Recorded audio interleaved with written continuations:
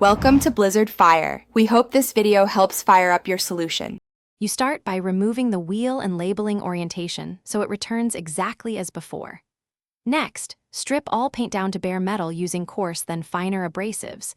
This exposes imperfections so chrome will adhere. Once stripped, clean with a strong degreaser and freshwater rinse to remove oils. Dry thoroughly.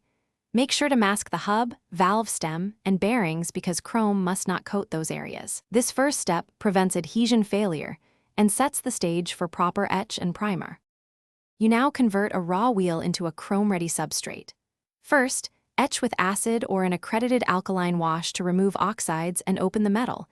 This creates mechanical bite for plating. Once etched, apply electroless nickel plating as a corrosion and diffusion barrier.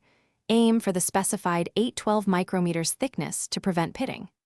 After nickel, sand, and buff smooth, then spray a chrome-compatible adhesion primer. These middle steps stop chrome from peeling and build the mirror layer you want.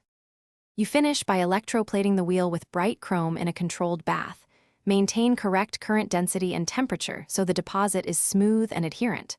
Once plated, rinse, dry, and progressively polish to a mirror finish using 3-step compounds and a clean microfiber. This brings out depth and shine. Reinstall the wheel, torquing lugs to spec.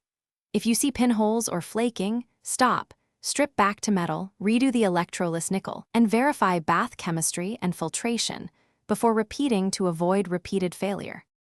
Thanks for watching. If you found this helpful, don't forget to like and subscribe.